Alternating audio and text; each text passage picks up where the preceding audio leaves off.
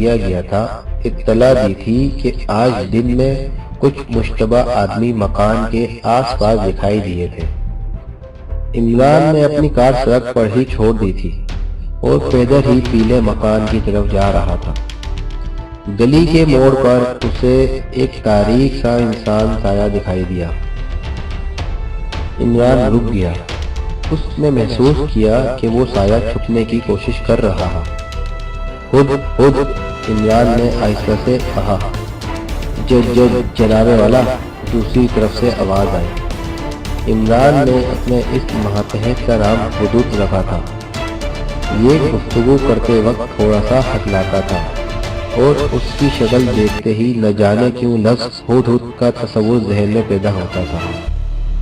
پہلے پہل جب عمران نے اسے حدود کہا تو اس کے چہرے پر ناخوشگوار قسم کے آثار پیدا ہوئے تھے اور اس نے اسے بتایا تھا کہ وہ ایک نجیب الطرفین قسم کا خاندانی آدمی ہے اور اپنی توہین برداشت نہیں کر سکتا۔ اس پر عمران نے اسے سمجھانے کی کوشش کی تھی کہ اس محکمے میں حقیقتاً اسی قسم کے نام ہونے چاہیے۔ بہرحال وہ بڑی مشکل سے اس بات پر راضی ہوا تھا کہ اسے حدود پکارا جائے۔ اس میں ایک خاص بات اور بھی تھی جو اس کے حلیے کے اعتبار سے ضرورت سے زیادہ مذاکرہ خیز تھی۔ بات یہ تھی کہ وہ ہمیشہ دوران گفتگو بہت ہی ادب قسم کے الفاظ استعمال کرنے کی کوشش کرتا تھا۔ اس پر سے ہٹلاہٹ کی مصیبت، بس ایسا معلوم ہوتا تھا جیسے اس پر ہسٹریا کا دورہ پڑ گیا ہو۔ کیا خبر ہے؟ عمران نے اس سے پوچھا۔ وہ اسے قریب آ گیا تھا۔ ابھی تک تو کچھ بھی ظہور میں نہیں آیا، حدود بولا۔ مگر میں نے ظہور کو کب بلایا تھا؟ عمران نے متحرانہ لہجے میں پوچھا۔ پتہ نہیں اس کے سننے میں فرق آیا تھا یا وہ جان بوجھ کر گھس رہا تھا۔ جناب والا، میرا مطلب یہ ہے کہ حالات میں کوئی تغیر واقعی نہیں ہوا، یا یوں سمجھیے کہ تابعین دوم ججوں کا تو میرے ساتھ آؤ۔ بصر و چشم دونوں آگے بڑھ گئے۔ بستی پر سناٹا طاری تھا۔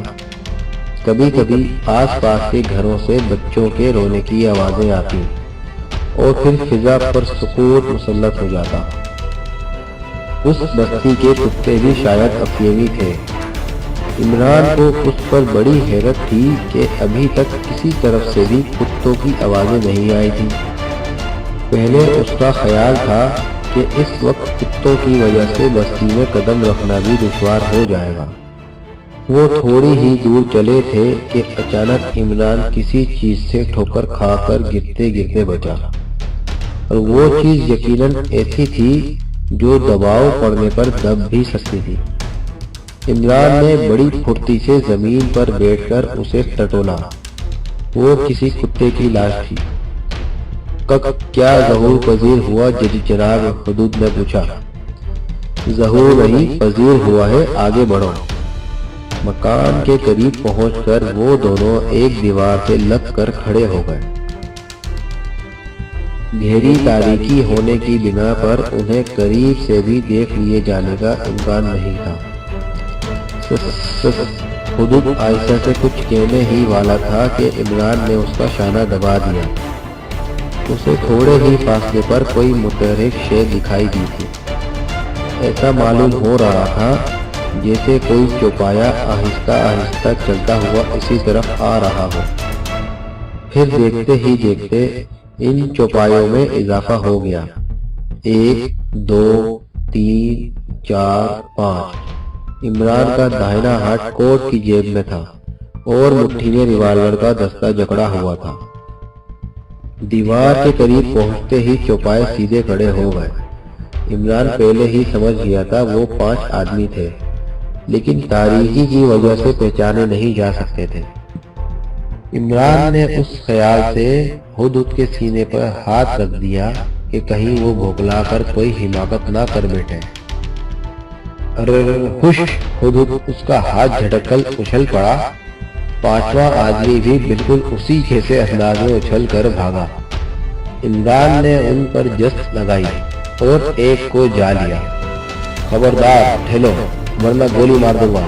उसने दूसरों को ललकारा, लेकिन इस ललकार का कोई असर ना हुआ।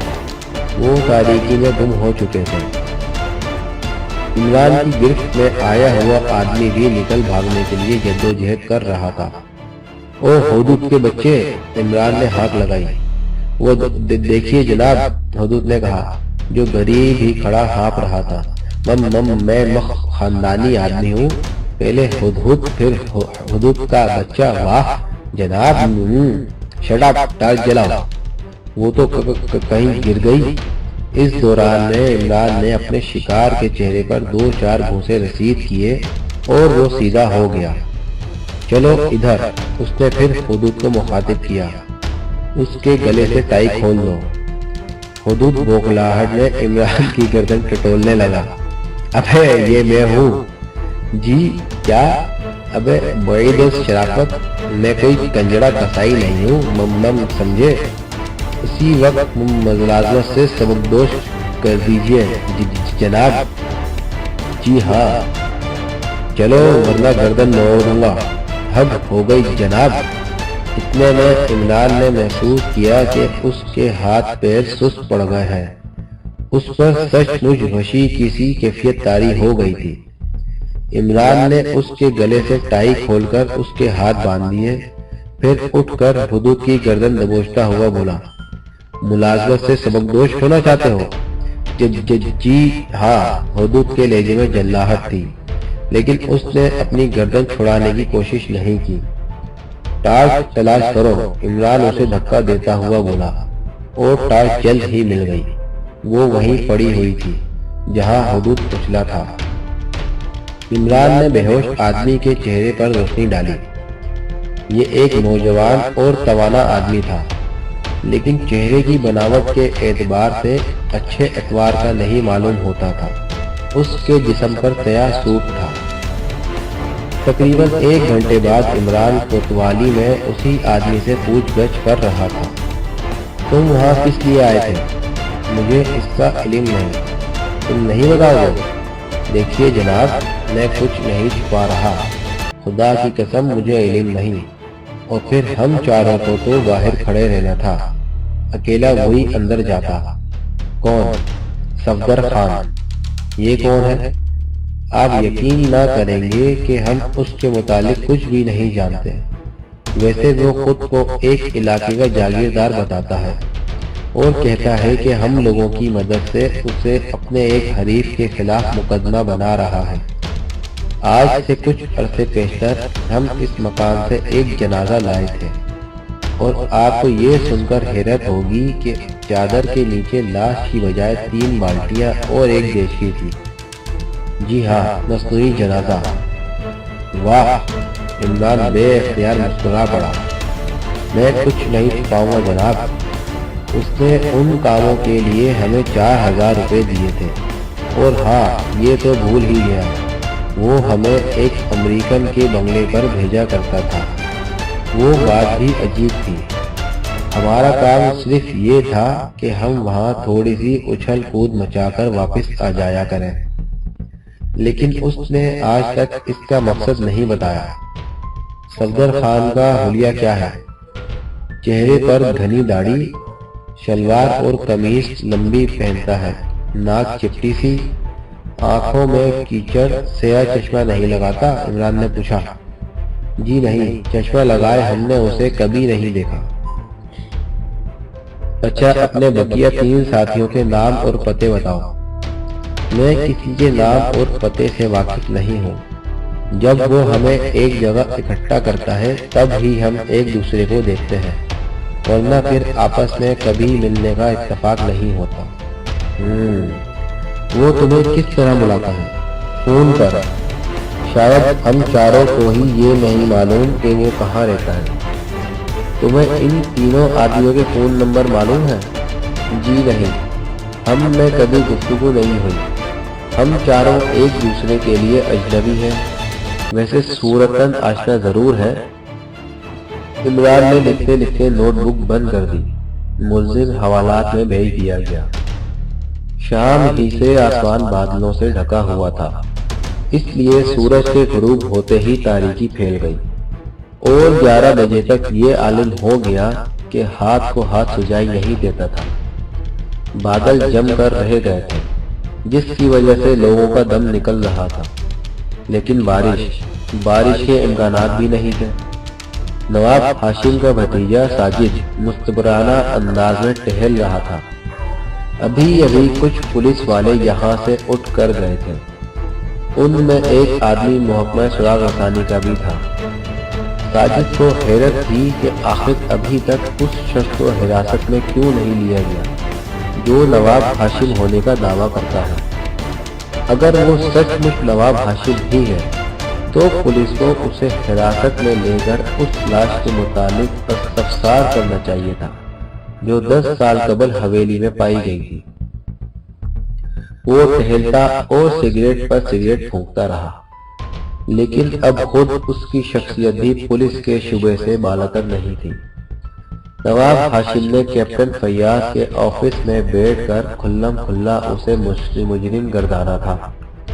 کہا تھا ممکن ہے ساجد ہی نے میرے دوست کو سجاد کو میرے دھوکے میں قتل کر دیا ہو۔ ساجد نے ختم ہوتے ہوئے سگریٹ سے دوبارہ سلگایا اور ٹہلتا رہا۔ دو بجلی کے پنکھے چل رہے تھے، لیکن اس کے باوجود بھی وہ پسینے میں نہایا ہوا تھا۔ پھر کیا ہوگا وہ سوچ رہا تھا۔ اگر جرم اس کے خلاف ثابت ہو گیا تو کیا ہوگا؟ اس نے اس شخص کو کوٹھی میں جگہ دے کر سخت غلطی کی، اور اب نہ جانے کیوں محکمہ سراغ رسانی والے اس بات پر مصر ہے کہ اسے کوٹھی میں ٹھہرنے دیا جائے۔ کیا وہ خود کہیں چلا جائے؟ مگر اس سے کیا ہوگا؟ اس طرح اس کی گردن اور زیادہ پھنس جائے گی۔ ساجد تھک کر بیٹھ گیا۔ اس کی سمجھ میں نہیں آ رہا تھا کہ کیا کرے۔ بعض اوقات تو اس کا دل چاہتا تھا کہ سچ مچ ایک قتل کا الزام اپنے سر لے لے، اس پرسرار آدمی کا گلا گھونٹ دے جو اس کی جان و مال کا خواہاں ہے۔ سگریٹ پھینک کر وہ جوتوں سمیت صوفے پر دراز ہو گیا، آنکھیں بند کر دی۔ یوں ہی نیند ایسے میں کہاں آتی۔ آنکھیں بند کر کے وہ اپنے تھکے ہوئے ذہن کو تھوڑا سا سکون دینا چاہتا تھا۔ اچانک اس نے ایک عجیب قسم کا شور سنا اور بھوکلا کر برآمدے میں نکل آیا، لیکن اتنی دیر میں پھر پہلے ہی کی طرح سناٹا ہو چکا تھا۔ البتہ اس کے 2-3 کتے ضرور بہت ہی ڈھیلی ڈھالی آوازوں میں بھونک رہے تھے۔ ساجد سمجھ ہی نہ سکا کہ وہ کس قسم کا شور تھا۔ ساجد کا دل بہت شدت سے دھڑک رہا تھا۔ وہ چند لمحے برآمدے میں بے حس و حرکت کھڑا اندھیرے میں آنکھیں پھاڑے دیکھتا رہا۔ وہ سوچ رہا تھا کہ کہیں وہ اس کا وہم نہ رہا۔ پریشان دماغ اکثر غنودگی کے عالم میں اسی قسم کے دھوکے دیتا ہے۔ پھر وہ واپسی کے لیے مڑ ہی رہا تھا کہ سارا پائیں باغ اسی قسم کے شور سے گونج اٹھا۔ بالکل ایسا معلوم ہوا جیسے بیک وقت ہزاروں آدمی چیخ کر خاموش ہو گئے ہوں۔ کتوں نے پھر بھونکنا شروع کر دیا، اور اب ساجد کئی بھاگتے ہوئے قدموں کی آوازیں بھی سن رہا تھا۔ 2 نوکر بھاگتے ہوئے اس کے قریب آئے۔ وہ بری طرح ہانپ رہے تھے۔ حضور، یہ کیا ہو رہا ہے؟ ایک نے ہانپتے ہوئے پوچھا۔ میں کیا بتاؤں، اندر سے ٹارچے لاؤ، 3 رائفلیں نکال لاؤ، جلدی کرو، سارے نوکروں کو اکٹھا کرو، جاؤ۔ اتنے میں ساجد کو نواب ہاشم دکھائی دیا جو شب خوابی کے لبادے میں ملبوس اور ہاتھ میں رائفل لیے برآمدے میں داخل ہو رہا تھا۔ ساجد، اس نے کہا، کیا تم اب میرے خلاف کوئی نئی حرکت کرنے والے ہو؟ یہی میں تم سے پوچھنا چاہتا ہوں دوست۔ ساجد بھویں تان کر آنکھیں سکوڑتا ہوا بولا، تم اگر میرے چچا بھی ہو تو اس قسم کی حرکتیں کر کے مجھ سے کھوٹی خالی نہیں کرا سکتے۔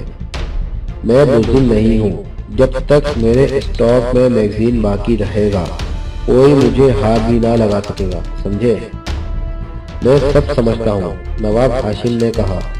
اگر تم ہزاروں آدمی بلا لو تب بھی میں یہ حویلی سے نہ نکلوں گا۔ محکمہ سراغ رسانی والے ہر وقت حویلی کی نگرانی کرتے ہیں۔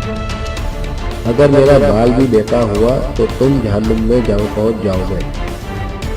چوری اور سینہ زوری؟ ساجد تلخ انداز میں مسکرایا۔ اتنے میں سارے نوکر اکٹھا ہو گئے۔ یہ تعداد میں 8 تھے۔ ان میں سے 3 ایسے تھے جو ساجد کو شکار پر لے جانے کے لیے رکھے گئے تھے اور خود بھی اچھے نشانے باز تھے۔ میں تمہیں حکم دیتا ہوں، ساجد نے انہیں مخاطب کر کے کہا، جہاں بھی کوئی اجنبی آدمی نظر آئے بے دریغ گولی چلا دینا، پھر میں سمجھ لوں گا۔ شکاری ٹارچیں اور رائفلیں لے کر پائیں باغ میں اتر گئے۔ 2-1 کتے بھی ساتھ لے دو، میں اس وقت تمہارا ساتھ نہیں دے سکتا، میرا یہاں موجود رہنا ضروری ہے۔ اور پھر وہ نواب ہاشم کو گھورنے لگا۔ تم اس طرح مجھے مطمئن نہیں کر سکتے، نواب ہاشم بولا۔ اوہ، تم جہنم میں جاؤ، ساجد دانت پیستے ہوئے بولا۔ مجھے تم کو مطمئن کرنے کی ضرورت ہی کیا ہے؟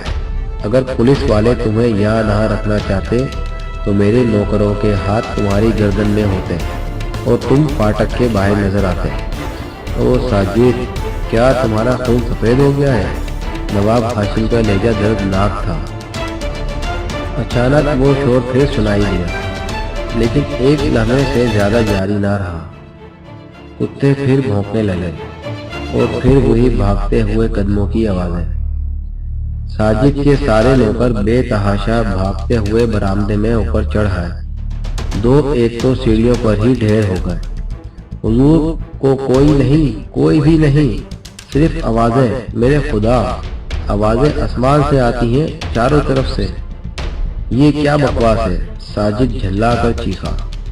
چلو میں چلتا ہوں، ڈرپوک کہیں کے، لیکن اگر پیچھے سے میری کھوپڑی پر گولی پڑی تو میری موت کا ذمہ دار یہ شخص ہوگا۔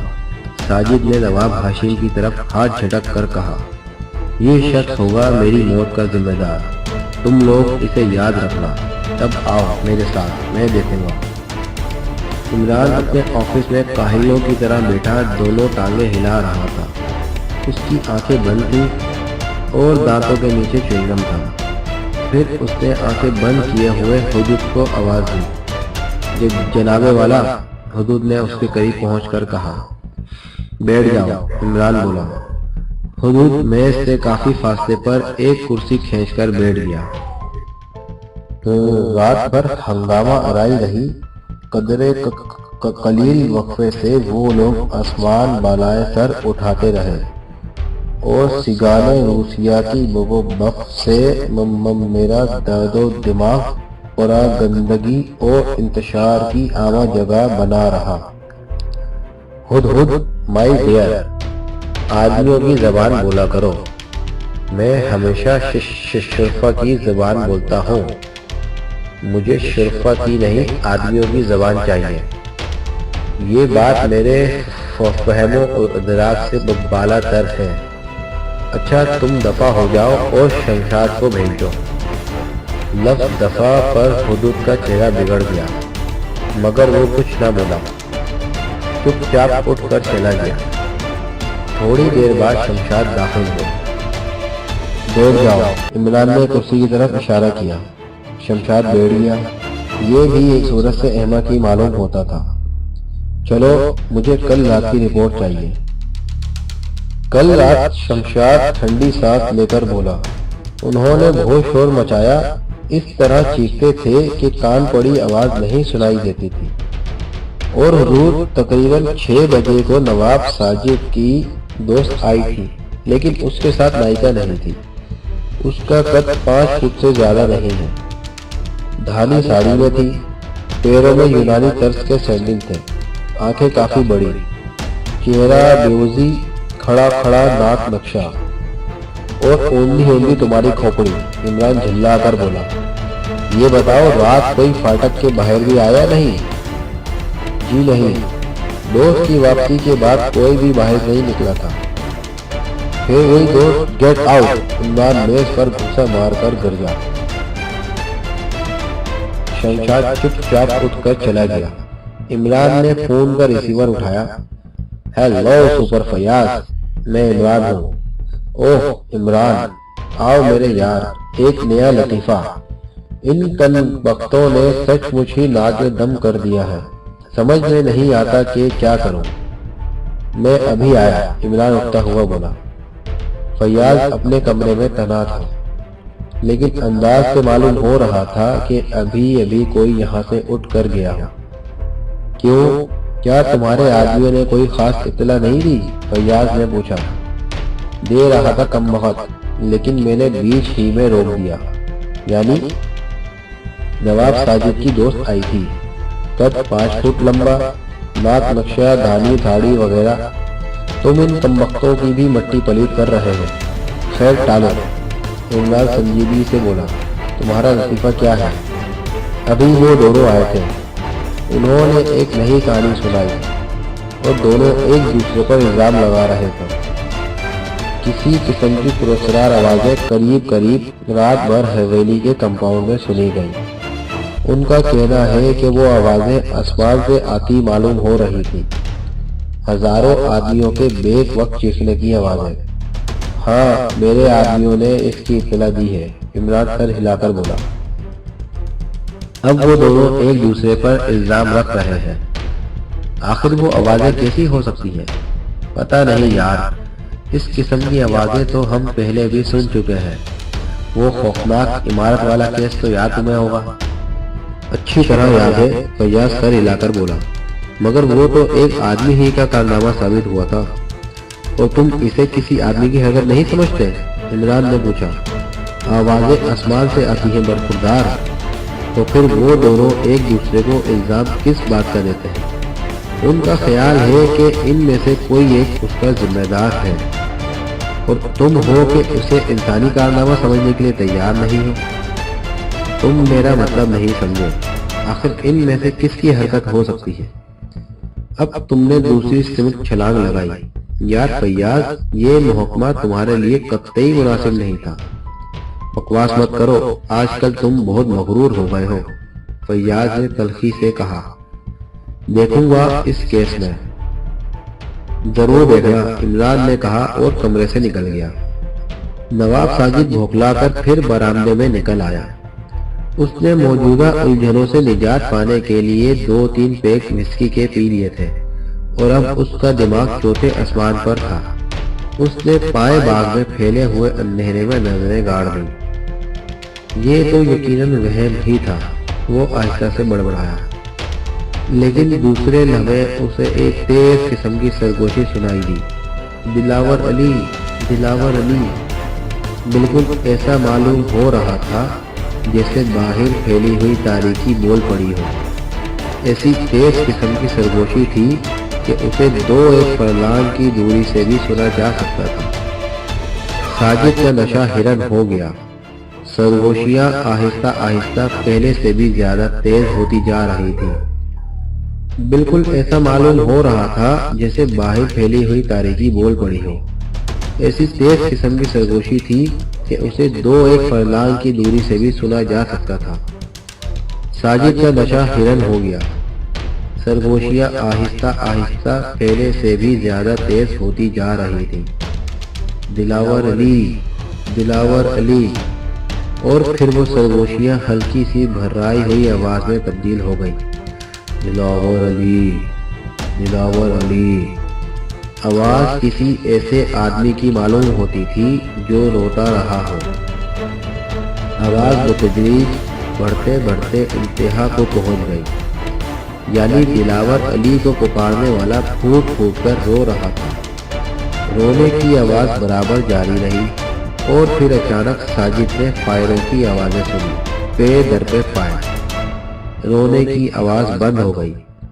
एक एक को चुन चुन कर मारूंगा। नवाब हाशिम बाग के किसी तारीख गोशे में चीख रहा था। मुझे कोई खौफजदा नहीं कर सकता। 2 फायर फिर हुए। दिलावर अली। फिर वही पुरस्कार सरगोशी सुनाई दी। दिलावर अली के बच्चे सामने आओ। ये नवाब हाशिम की चिंगार थी। 3-4 फायर फिर हुए। इतने में कोई बाहर से पाठा खिलाने लगा। फायर भी बंद हो गए, और वो पुरस्कार सरगोशी फिर सुनाई नहीं दी। फाटक बड़ी शिद्दत से हिलाया जा रहा था। फाटक खोलो, पुलिस, बाहर से आवाज आई, यहाँ क्या हो रहा है? कैप्टन फैयाज के ऑफिस में नवाब हाशिम और नवाब साजिद बैठे एक दूसरे को खा जाने वाली नजरों से घूर रहे थे। इमरान टहल रहा था और कैप्टन फैयाज कुर्सी की पुष्ट से टेक लगाए कुछ सोच रहा था। साजिद और नवाब हाशिम के अंदाज से ऐसा जाहिर हो रहा था जैसे कुछ देर कबल दोनों में झड़प हो चुकी हो। सवाल तो ये है नवाब हाशिम साहब, इमरान टहलते टहलते रुक कर बोला, आखिर आपने म्युनिसिपल हदूद के अंदर फायर क्यों किए? मैं अपने होश में नहीं था। क्या मैं बेहोशी की वजह पूछ सकता हूँ? मेरे खुदा, आप कैसी बातें कर रहे हैं इमरान साहब? अगर आप मेरी जगह पर होते तो क्या करते? डर के मारे कहीं दुबक रहता, इमरान ने संजीदगी से कहा। खैर, मैं इतना बुज़दिल नहीं हूँ, लेकिन आप हवा से लड़ रहे थे नवाब साहब। एक मिनट, दफतन नवाब साजिद हाथ उठाकर बोला, क्या आपने इस बेईमान को नवाब हाशिम तस्लीम कर लिया है? साजिद साहब, अपने चच्चे की शान में नाज़ेबा अल्फाज इस्तेमाल ना कीजिए, इमरान ने कहा। साजिश, खुदा की कसम साजिश, नवाब साजिद मुस्तबराना अंदाज में बड़बड़ाकर रह गया। लेकिन आज मैंने साजिश का खात्मा कर देने का तैयार कर लिया है, इमरान मुस्कुराकर बोला। नवाब हाशिम और साजिद दोनों इमरान को घूरने लगे। जरा एक बार फिर अपने फरार का वाकया दोहराइए, इमरान ने हाशिम से कहा। कहाँ तक दोहराऊं? नवाब हाशिम बेजारी से बोला। खैर, कहाँ से शुरू करूं? जहां से आपका दोस्त सज्जाद इस वाकये में शरीक होता है। हाँ सज्जाद, नवाब हाशिम ने दर्दनाक आवाज में कहा और एक ठंडी सांस लेकर रह गया। मैं आपके बयान का मुंतजिर हूँ, इमरान ने उसे खामोश देखकर टोका। नवाब हाशिम की पेशानी पर सिलवटें उभर आई। ऐसा मालूम हो रहा था जैसे वो कोई भोली बासरी बात याद करने की कोशिश कर रहा हो। हाँ ठीक है, वो आहिस्ता से बड़बड़ाया। सज्जाद उसी शाम को आया था। फिर उसने इमरान को मुखातिब करके बुलंद आवाज में कहना शुरू किया, जिस रात मुझे फरार होना था उसी रात को सज्जाद वारद हुआ। उसे वाकयात का इल्म नहीं था। मैंने उस पर अपना इरादा जाहिर नहीं किया और फिर रात को उसे सोता छोड़कर चुपचाप घर से निकल गया। लेकिन अगर मकतूल सज्जाद ही था तो उसके जिस्म पर आपका स्लीपिंग सूट किस तरह मिला था? इमरान ने पूछा। ओहो इमरान साहब, सीधी सी बात है, कातिल ने अपनी गलती मालूम कर लेने के बाद उसे नवाब हाशिम बना दिया। लेकिन आपके रकीब को क्या पड़ी थी कि गलती मालूम हो जाने पर वो सज्जाद को नवाब हाशिम बनाने की कोशिश करता? कुछ नहीं, नवाब हाशिम जल्दी से बोला, उसके मुतालिक सोचना ही फजूल है। आप ये देखिए कि उसे मेरी लाश साबित होने पर किसी किस्म का फायदा तो नहीं पहुंचता। ओह, तो तुम मुझे कातिल साबित करना चाहते हो? साजिद ने मेज पर घूंसा मार कर कहा। फिर ये जनाब, आप दखल अंदाजी नहीं करेंगे, इमरान साजिद को घूर कर बोला। साजिद होठों में कुछ बड़बड़ाता हुआ खामोश हो गया। हाँ नवाब साहब, इमरान ने नवाब हाशिम से कहा, ये सज्जाद किस किस्म का आदमी था, कहाँ रहता था? एक सैलानी और शायर किस्म का आदमी था, कोई मुस्तकिल ठिकाना ना रखता था, आज यहाँ कल वहाँ। आदमी पढ़ा लिखा और बजले संज था, इसलिए रोसा के दरमियान इसकी खासी आओ भगत होती थी। उसके पसमानदा गान के मुतालिक भी कुछ बता सकेंगे? मुश्किल है, क्योंकि उसने कभी अपने किसी अजीज का तस्करा नहीं किया। मगर जनाब, क्या महज साजिद साहब की शनाख्त की बिना पर वो आपकी लाश करार दी गई होगी? नौकरों ने भी उसे शनाख्त किया था, साजिद बोल पड़ा। वो नौकर जिन्होंने साला साल चच्चा मरहूम के साथ रहकर उन्हें देखा था, कहाँ है वो नौकर? नवाब हाशिम गरजने लगा। क्या उनमें से किसी एक को भी तुमने बरकरार रखा है? फिर उसने इमरान से कहा। جب میرے بھتیجے نے ہی اسے میری لاش قرار دے دیا تو نوکروں کو کیا پڑی تھی کہ وہ اس کے خلاف کہہ کر خود کو پولیس کا تختہ مشق بناتے؟ اور پھر اگر تم سچے تھے تو تم نے ان نوکروں کو کیوں الگ کر دیا؟ ان میں سے کم از کم ایک یا دو کو تو اس وقت تک رہنا ہی چاہیے تھا۔ ایک ہی گھر میں نوکروں کی عمریں گزر جاتی ہیں۔ بات تو پکی ہے، عمران سر ہلا کر بولا۔ تو تم نہ صرف یہ کہ میری جائیداد ہتھیانا چاہتے ہو بلکہ مجھے پھانسی بھی دلواؤ گے؟ ساجد نے زہر خند کے ساتھ کہا۔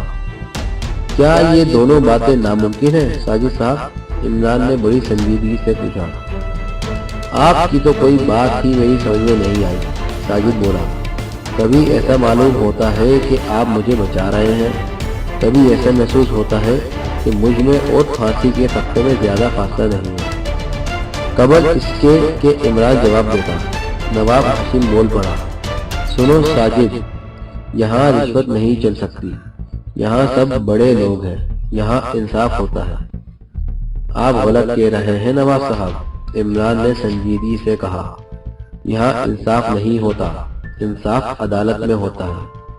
ہمارا کام صرف اتنا ہے کہ ہم کسی ایک کی گردن پھانسی کے لیے پیش کریں، اور اس کا فیصلہ میں ابھی کیے دیتا ہوں کہ کس کی گردن پھانسی کے لیے زیادہ مناسب رہے گی۔ فیاض خاموش بیٹھا تھا۔ اس نے اس دوران میں ایک بار بھی بولنے کی کوشش نہیں کی تھی۔ ویسے اسے یقین تھا کہ فیصلہ کن لمحات جلد ہی آنے والے ہیں۔ عمران نے آگے بڑھ کر میز پر رکھی ہوئی گھنٹی بجائی اور دوسرے ہی لمحے اردلی چک اٹھا کر اندر داخل ہوا۔ اسے یہاں لالا، سمجھے؟ عمران نے اردلی سے کہا۔ جی حضور، اردلی نے کہا اور کمرے سے نکل گیا۔ نہ جانے کیوں کمرے کی فضا پر قبرستان کی سی خاموشی مسلط ہو گئی۔ ایسا معلوم ہو رہا تھا جیسے وہاں کوئی جنازہ رکھا ہوا ہو۔ نواب ہاشم اور ساجد دونوں کے چہرے اترے ہوئے تھے۔ عمران سینے پر دونوں ہاتھ باندھے کھڑا اس طرح فرش کی طرف دیکھ رہا تھا جیسے قالین پر بنی ہوئی تصویریں اس سلسلے میں اس کی کوئی مدد کرنے والی ہے۔ دفتر برآمدے میں قدموں کی آہٹ ہوئی اور دوسرے ہی لمحے میں دروازے میں دردانہ داخل ہوئی۔ اردلی اس کے پیچھے چک اٹھائے کھڑا تھا۔ ساجد کا منہ حیرت سے کھلا اور پھر بند ہو گیا، لیکن نواب ہاشم کے رویے میں کوئی فرق نہ آیا۔ اس نے لڑکی پر ایک اچٹی سی نظر ڈالی اور پھر عمران کی طرف دیکھنے لگا۔ دردانہ دروازے ہی میں ٹھڑک کر رہ گئی تھی۔ اس کی نظر نواب ہاشم کے چہرے پر تھی اور آنکھیں پھیل گئی تھی۔ اس پر بالکل سکتے کی سی کیفیت طاری تھی۔ ابا جان! اس کے منہ سے ہلکی سی چیخ نکلی، اور اگر عمران آگے بڑھ کر اسے سنبھال نہ لیتا تو اس کا گر جانا یقینی تھا۔ اس پر غشی طاری ہو گئی تھی۔ عمران نے اسے ایک کرسی پر ڈال دیا۔ میں اس کا مطلب نہیں سمجھا، نواب ہاشم عمران کو خونخوار نظروں سے گھورتا ہوا بولا۔ اس نے مجھے ابا جان نہیں کہا تھا، عمران نے لاپرواہی سے کہا۔ بہت خوب، میں سمجھ گیا۔ اب مجھے کسی جال میں پھانسنے کی کوشش کی جا رہی ہے۔ ساجد، میں تم سے سمجھ لوں گا۔ نواب ہاشم ساجد کو گھوسا دکھا کر بولا۔ خاموش رہو، فیاض بگڑ گیا۔ تم میرے آفس میں کسی کو دھمکی نہیں دے سکتے۔ ہاں، اور آپ کی آنکھوں کے سامنے مجھے جال میں پھانسا جا رہا ہے۔ مجھے اس کی توقع نہیں تھی۔ خیر، مجھے پرواہ نہیں، دیکھتا ہوں مجھے کون پھانستا ہے۔ دنیا جانتی ہے کہ میں نے شادی نہیں کی تھی اور نہ 10 سال میں کوئی لڑکی اس عمر کو پہنچ سکتی ہے۔ ایک نہیں، 1000 ایسی لڑکیاں لاؤ جو مجھے ابا جان کہہ کر مخاطب کریں۔ مگر کپتان صاحب، ساجد نے فیاض کو مخاطب کیا، ذرا دیکھیے دونوں میں کتنی مشابہت ہے۔ سچ مچ فیاض کبھی بے ہوش لڑکی کی طرف دیکھتا تھا اور کبھی نواب ہاشم کو۔ دردانہ کو اس نے پہلی بار دیکھا تھا۔ اوہ ساجد، تجھ سے خدا سمجھے، نواب ہاشم دانت پیس کر بولا۔ تو کیا اس لڑکی کو ساجد نے پیدا کیا ہے؟ ساجد نے مسکرا کر کہا۔ نواب ہاشم، عمران بھاری بھرکم آواز میں بولا، میں تصدیق کرتا ہوں کہ تم نواب ہاشم ہو اور تمہاری زندگی میں ساجد تمہاری جائیداد کا مالک نہیں ہو سکتا۔ لڑکے تم مجھے پاگل بنا دو گے۔ نواب ہاشم بے ساختہ ہنس پڑا۔ آپ شاید نشے میں ہیں، ساجد بھننا کر بولا۔ نہیں ساجد صاحب، میں نشے میں نہیں ہوں، بالکل ٹھیک کہہ رہا ہوں۔ نواب ہاشم کے پھانسی پہ جانے کے بعد ہی آپ ان کی حقیقی وارث ہو سکیں گے۔ کپتان صاحب، نواب ہاشم بگڑ کر کھڑا ہوتا ہوا بولا، یہ آپ کا دفتر ہے یا بھنگڑ خانہ؟ اگر یہ بات میں نے کہی ہوتی تو تم مجھے گولی مار دیتے۔ عمران نے مسکرا کر فیاض سے کہا۔ آخر تم کرنا کیا چاہتے ہو؟ فیاض ہفتے سے اکھڑ گیا۔ نواب صاحب تشریف رکھیے، ابھی تک میں مذاق کر رہا تھا۔ یہ حقیقت ہے کہ آپ بہت ستم رسیدہ ہیں، لیکن اس کا کیا کیا جائے؟ نواب صاحب کے حکیم محی الدین آپ کے حملے کے باوجود ابھی تک زندہ ہے۔ اخبارات میں اس کی موت کی خبر میں نے ہی شائع کرائی تھی۔ کیا بکواس ہے؟ نواب ہاشم حلق پھاڑ کر چیخا۔ میں جا رہا ہوں۔ نہیں سرکار، عمران جیب سے ریوالور نکال کر اس کا رخ نواب ہاشم کی طرف کرتا ہوا بولا۔ آپ جائیں گے نہیں بلکہ لے جائے جائیں گے، تشریف رکھیے۔ کیا آپ بتا سکیں گے کہ پچھلی رات دلاور علی کا نام سن کر آپ پاگلوں کی طرح قید کیوں کر رہے تھے؟ ہٹ جاؤ سامنے سے، نواب ہاشم نے پاگلوں کی طرح کہا اور دروازے کی طرف جھپٹا، لیکن دوسرے ہی لمحے میں عمران کی ٹانگ چل گئی۔ نواب ہاشم منہ کے بل فرش پر گرا اور عمران نے بڑی بے دردی سے اس کی پشت پر اپنا داہنا پیر رکھ دیا۔ دردانہ جو ہوش میں آ چکی تھی چیختی ہوئی عمران کی طرف دوڑی۔ یہ آپ کیا کر رہے ہیں؟ میرا دل گواہی دیتا تھا کہ ابا جان زندہ ہے۔ یہ تمہارے ابا جان نہیں ہے، عمران نے کہا، جو نواب ہاشم کو پیر کے نیچے دبائے رکھنے کے لیے پوری قوت صرف کر رہا تھا۔ ابا جان ہیں، انہوں نے صرف اپنی داڑھی صاف کر دی ہے، خدا کے لیے ہٹ جائیے۔ نہیں بولی لڑکی، میں ابھی بتاتا ہوں۔ نواب ہاشم نے پلٹ کر عمران کی ٹانگ پکڑ لی، لیکن دوسرے ہی لمحے میں عمران کا گھٹنا اس کی گردن سے لگا۔ نواب ہاشم کے حلق سے آوازیں نکلنے لگی۔ فیاض، ہتکڑیا، عمران بولا۔ فیاض میز سے اٹھا تو، لیکن اس کے انداز میں ہچکچاہٹ تھی۔ اس نے اردلی کو آواز دی۔ اتنے میں نواب ہاشم عمران کی گرفت سے نکل گیا۔ عمران دوسری طرف لڑک گیا، لیکن اس نے نواب ہاشم کی ٹانگ کسی طور بھی نہ چھوڑی۔ اتنے میں نواب ہاشم کو اردلیوں نے قابو کر کے ہتکڑیاں لگا دی۔ بھگتنا پڑے گا تم لوگوں کو، نواب ہاشم کھڑا ہو کر ہانپتا ہوا بولا۔ بیٹھ جاؤ۔ عمران نے اسے ایک کرسی میں دھکا دے دیا، پھر وہ لڑکی کی طرف متوجہ ہوا جو قریب ہی کھڑی بری طرح کانپ رہی تھی۔ تمہارے باپ کا کیا نام تھا؟ عمران نے لڑکی سے پوچھا۔ دلاور علی، لڑکی پھنسی ہوئی آواز میں بولی۔ مگر یہ نواب ہاشم ہے۔ دردانہ کچھ نہ بولی۔ عمران نے اسے بیٹھنے کا اشارہ کیا۔ وہ اسی طرح کانپتی ہوئی بیٹھ گئی۔ نواب ہاشم، عمران بولا، میں تم پر فریب نہیں، قتل اور ایک شخص پر قاتلانہ حملے کے الزامات عائد کرتا ہوں۔ کرتے جاؤ، عدالت میں نمٹ لوں گا، نواب ہاشم ڈٹائی سے بولا۔ تم اس لڑکی کے باپ دلاور علی کے قاتل ہو جو تمہارا ہمشکل تھا۔ آج سے 10 سال قبل تم نے اسے قتل کیا تھا۔ لوگوں نے اس کی لاش کو تمہاری لاش سمجھنے میں غلطی کی تھی، اور یہ غلطی مشابہت کی بنا پر ہوئی تھی۔ تم 4 سال کے لیے غائب ہو گئے، 4 سال بعد واپس آئے اور دلاور علی کے مکان میں مقیم ہو گئے۔ لڑکی مشابہت کی بنا پر دھوکہ کھا گئی۔ الف لیلہ کی داستان، نواب ہاشم نے ایک ہنسیالی سا کیکا لگایا۔ اچھا تو اب پوری داستان سنو۔ دلاور علی تمہارے باپ کی ناجائز اولاد تھا اور تمہارا ہمشکل۔ اس کی ماں بچپن ہی میں مر گئی تھی۔ تمہارے والد اسے بہت چاہتے تھے، لیکن تمہاری ماں کے برے برتاؤ سے بچانے کے لیے انہوں نے اسے اس شہر ہی سے ہٹا دیا۔ وہ دلاور پور کے ایک بورڈنگ میں پرورش پاتا رہا، وہیں پلا بڑھا اور تعلیم حاصل کی۔ وہ فطرتاً بہت ہی نیک اور علم و فن کا دلدادہ تھا۔ بڑے ہو کر جب اسے اپنی پوزیشن کا احساس ہوا تو اس نے تہیہ کر لیا کہ وہ اس شہر کا کبھی رخ نہیں کرے گا۔ تمہارے باپ برابر اس کی مدد کرتے رہے۔ انہوں نے اسے کچھ خاندانی نوادرات بھی دیے تھے اور وہ سنگار دان ان میں سے ایک تھا جس کی نقل تم نے تیار کرا کے موڈی کے گلے لگائی اور اس سے 25,000 روپے ایٹ لیے۔ کیا میں غلط کہہ رہا ہوں؟ نواب ہاشم، تم اسے غلط نہیں کہہ سکتے۔ میں نے تمہارے خلاف درجنوں شہادتیں مہیا کر رکھی ہیں۔ بکے جاؤ۔ نواب ہاشم برا سا منہ بنا کر بولا، اس بکواس پر کون یقین کرے گا؟ ہاں تو فیاض صاحب۔ عمران نے فیاض کو مخاطب کیا۔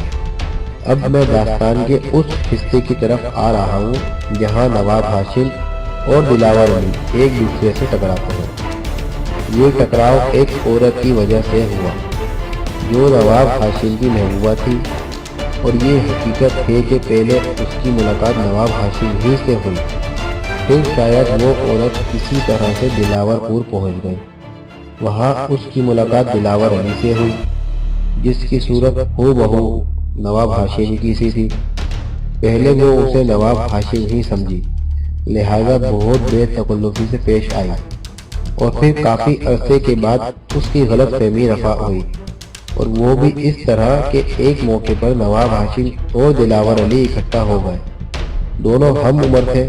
نواب ہاشم کو دلاور علی کے متعلق علم تھا، لیکن دونوں پہلی بار ملے تھے اور یہ ملاقات ہی بنائے فساد ثابت ہوئی۔ وہ عورت دلاور علی کو بے حد پسند کرنے لگی تھی۔ اس کی عادات و اطوار شریف و کیسے تھے، اور ذہنی صلاحیتوں کے اعتبار سے وہ نواب ہاشم سے بہت اونچا تھا۔ عورت نے ایک فیصلہ کیا اور اسے عملی جامہ پہنایا، یعنی دلاور علی سے شادی کر دی۔ نواب ہاشم کے سینے پر سانپ لوٹ گیا، لیکن اس وقت وہ خاموش رہا۔ البتہ انتقام کی آگ اس کے سینے میں سلگتی رہی۔ 1 سال زندہ رہ کر وہ عورت بھی چل بسی، لیکن وہ اپنی ایک نشانی چھوڑ گئی تھی۔ عمران دردانہ کی طرف اشارہ کر کے خاموش ہو گیا۔ نواب ہاشم اس طرح مسکرا رہا تھا جیسے کوئی نادان بچہ اس کے سامنے بکواس کر رہا ہو۔ اب سے 10 سال پہلے جب دردانہ 10 سال کی ہو چکی تھی، نواب ہاشم نے ایک پلاٹ مرتب کیا۔ وہ ہر حال میں دلاور علی سے انتقام لینا چاہتا تھا۔ اس نے سب سے پہلے اپنی ایک آشنا کو ایک ٹانگے والے کے ساتھ بھگا دیا، پھر دلاور علی کو قتل کر کے اپنی جگہ ڈالا اور خود روپوش ہو گیا۔ جنگ کا زمانہ تھا، اسے فوج میں ملازمت مل گئی اور وہ سمندر پار بھیج دیا گیا۔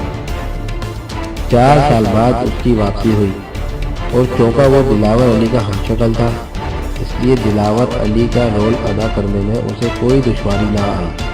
لیکن کب تک؟ ایک دن اسے عشرت کی زندگی و خیر بات کہہ کر اپنی حویلی میں واپس آنا ہی تھا، لیکن حویلی میں واپسی آسان نہ تھی۔ ساجد جائیداد پر قابض تھا، اس کا قبضہ ہٹانے کے لیے ایڑی چوٹی کا زور لگانا پڑتا، کافی رقم کی ضرورت پیش آتی۔ اس کے لیے نواب ہاشم نے اصلی سنگار دان کی نقل تیار کروائی اور دردانہ کو دلاور پور بھیج دیا۔ جب وہ وہاں سے واپس آئی تو نواب ہاشم اپنی حیثیت تبدیل کر چکا تھا۔ اس نے لڑکی کو اس کے باپ کے موت کی اطلاع دی اور خود کو دلاور علی کا دوست ظاہر کیا۔ لڑکی دھوکے میں آ گئی، پھر لڑکی ہی کے ذریعے موڈی کو پھانسا۔ اس نے 25,000 میں نقلی سنگار دان خرید لیا۔ لڑکی رقم گھر لائی اور نواب ہاشم نے اسے اڑا لیا۔ اصلی سنگار دان اور وہ رقم آج بھی اس کے قبضے میں ہے۔ 1 منٹ، فیاض ہاتھ اٹھا کر بولا، تمہیں ان سب باتوں کا علم کیسے ہوا؟ حکیم معین الدین سے جو دلاور پور کا باشندہ تھا اور اس لڑکی کے باپ اس کے گہرے دوستوں میں سے ہے۔ وہ دلاور علی اور اس کی زندگی کے حالات سے بخوبی واقف ہے۔ میں جب دردانہ کی نشاندہی پر اس تک پہنچا تو وہ زخم کھائے ہوئے بے ہوش پڑا تھا۔ اس پر کسی نے چاقو سے حملہ کیا تھا اور اپنی دانش میں مردہ تصور کر کے چھوڑ گیا تھا۔ لیکن حقیقت یہ ہے کہ زخم مہلک نہیں تھا، اس کی جان بچ گئی، لیکن میں نے احتیاطاً اس کے قتل کی خبر دلاور پور کے اخبارات میں شائع کرا دی تھی۔ اس سے یہ ساری حقیقت معلوم ہوئی۔ میں کسی حکیم محی الدین کو نہیں جانتا، نواب ہاشم نے کہا۔ یہ سب بکواس اور ساجد کی سازش ہے۔ زوکوں میں بڑی قوت ہوتی ہے، دنیا کے سارے آدمیوں کو پاگل نہیں بنایا جا سکتا۔ اتنی مشابہت تو ایک ماں کے پیٹ میں پیر پھیلانے والے بھائیوں کی بھی نہیں ہوئی کہ ایک بیٹی دوسرے کو اپنا باپ سمجھ لے۔ ساجد، یہ اونچے ہتھیار عدالت میں کام نہیں آئیں گے۔ دلاور پور کے بورڈنگ سے جہاں دلاور علی نے پرورش پائی اس کی تصویریں دستیاب ہو سکتی ہیں، عمران نے کہا۔ وہ میری ہی تصویریں ہوں گی، نواب ہاشم نے کہا، جو بآسانی ساجد کے ہاتھ لگی ہوں گی اور اب انہیں اس سازش میں استعمال کر رہا ہے۔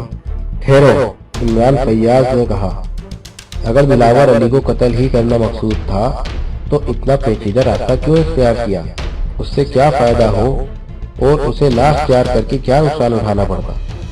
ذرا دیکھیے، نواب ہاشم نے تمسخر آمیز لہجے میں کہا اور ہنسنے لگا۔ وہ قتل کیا جاتا، عمران بولا، اس کی تصاویر شائع ہوتی اور شہر کے ایک بڑے آدمی سے اس کی مشاہدت ہونے پر بنا پر پولیس یقیناً چوکتی اور پھر جو کچھ بھی ہوتا ظاہر ہے۔ پھر وہی مشابہت، نواب ہاشم برا سا منہ بنا کر بولا۔ آخر اس مشابہت پر کون یقین کرے گا؟ سازش ہے تو بہت گہری لیکن کامیاب نہیں ہو سکتی، اور میں یہ اعلان دینا چاہتا ہوں کہ اس فرضی دلاور علی کی جو بھی تصویر پیش کی جائے گی وہ میری ہوگی اور 100% میری ہوگی۔ ابھی اس لڑکی نے داڑھی کا حوالہ دیا تھا، لہذا میں واضح کر دینا چاہتا ہوں کہ ایک زمانے میں نے یوں ہی داڑھی بھی رکھ لی تھی اور داڑھی میں اپنے کئی فوٹو بھی بنوائے تھے۔ تو تم مجھے شکست دینے پر تل گئے ہو نواب ہاشم، عمران مسکرا کر بولا۔ میں تمہیں بتاؤں، اس دن دلاور علی کے مکان میں تم نے چھپ کر کاغذات کا ایک ڈھیر جلایا تھا، لیکن جس چیز کے لیے تم نے اس ڈھیر میں آگ لگائی تھی وہ اس میں موجود نہیں تھی۔ تمہیں بھی یقین نہیں تھا کہ وہ چیز جل ہی گئی ہوگی، اس لیے تم اس کی تلاش میں اپنے 4 آدمیوں کے ساتھ پیلے مکان میں گھسنے کی کوشش کرتے رہے ہو، لیکن وہ چیز تمہارے ہاتھ نہ لگ سکی، وہ میرے قبضے میں ہے۔ کیا؟ نواب ہاشم مستقرانہ انداز میں بولا، پھر فوراً ہی سنبھل کر ہنسنے لگا۔ ہنسنے کا انداز ایسا تھا جیسے وہ عمران کا مذاق اڑا رہا تھا۔ تمہاری اطلاع کے لیے صرف اتنا ہی کہوں گا کہ دلاور علی ایک بہت ہی مشاق قسم کا بلاک میکر تھا، عمران نے کہا، اور دفتن نواب ہاشم کا چہرہ تاریک ہو گیا۔ وہ اپنے خشک ہونٹوں پر زبان پھیر رہا تھا۔ کیپٹن فیاض، عمران مسکرا کر بولا، یہ 15 سال پہلے کی بات ہے۔ دلاور علی نے وائسرائے کے ایک فرمان کا بلاگ بنایا تھا جو جنگ کا پروپیگنڈا کرنے والے ایک سرکاری ماہنامے میں شائع کیا تھا، اور ساتھ ہی اس ماہنامہ کے لیے کام کرنے والوں کے فوٹو بھی شائع ہوئے تھے۔ تمہیں اس ماہنامے میں دلاور بلاک میکر کی تصویر بھی مل جائے گی۔ نواب ہاشم کو اس کی تلاش تھی لیکن وہ میرے ہاتھ لگ گئی۔ نواب ہاشم نے ہاتھ پیر ڈال دیے۔ وہ خوف زدہ نظروں سے عمران کی طرف دیکھ رہا تھا اور ایسا معلوم ہو رہا تھا جیسے وہ اب جو کچھ کہنا چاہتا ہو اس کے لیے اسے الفاظ نہ مل رہے ہوں۔ اور نواب ہاشم، عمران شرارت آمیز مسکراہٹ کے ساتھ بولا، پچھلی رات تم نے دلاور علی کے نام پر اندھا دھند فائر کیے تھے، وہ آخر تھی کیا بلا؟ ساجد نے پوچھا۔ وہ بلا عمران تھی، عمران نے سنجیدگی سے کہا۔ میں نے تمہارے پائیں باغ میں درختوں پر مائکرو فون کے چھوٹے چھوٹے ہارن فٹ کر رکھے تھے اور باغ کے باہر سے بھوتوں کا پروگرام نشر کر رہا تھا۔ اس واقعے کے تقریباً 1 ماہ بعد نواب ساجد اور دردانہ حویلی کے پائیں باغ کی ایک روش پر ٹہل رہے تھے۔ میں آپ سے پھر کہتی ہوں کہ آپ نے مجھ سے شادی کر کے غلطی کی ہے، دردانہ بولی۔ نہیں ڈیئر، میں نے اپنی زندگی میں پہلی بار ایک عقل مندی کا کام کیا ہے، ساجد نے کہا۔ آپ ایک دن سوچیں گے، سوچنا ہی پڑے گا، کاش میری بیوی بھی نجیب الطرفین ہوتی۔ میرے لیے یہی کافی ہے کہ تم ایک شریف اور ایماندار باپ کی بیٹی ہو۔ میرے نجیب الطرفین چچا کا حال تو تم نے دیکھ ہی لیا، وہ مجھے بھی ناکردہ گناہ کی سزا میں پھانسی دلوانا چاہتا تھا، محض اپنی گردن بچانے کے لیے۔ تمہارے والد اس سے یقیناً بہتر تھے۔ وہ تو ٹھیک ہے، لیکن نہ جانے کیوں میرا دل نواب صاحب کے لیے کڑ رہا ہے۔ اوہو، نواب ساجد نے کہتا لگایا، تم بھی اپنے باپ ہی کی طرح سے بہت زیادہ نیک معلوم ہوتی ہو، مگر چچا صاحب پھانسی سے کسی طرح نہیں بچ سکتے۔ عمران نے انہیں چاروں طرف سے پھانس لیا ہے۔ بھائی غضب کا آدمی ہے یہ عمران، ایسا الو بناتا ہے باتوں ہی باتوں میں کہ بس دیکھتے ہی رہ جائیے، آخر وقت تک پتہ نہیں چلتا کہ نزلہ کس پر گرے گا۔ آہا، بیچارے موڈی کو تو ہم بھول ہی گئے۔ میں ایک بات سوچ رہا ہوں ڈیر، اب تمہارے مشورے کی ضرورت ہے، کہیے کیا بات ہے؟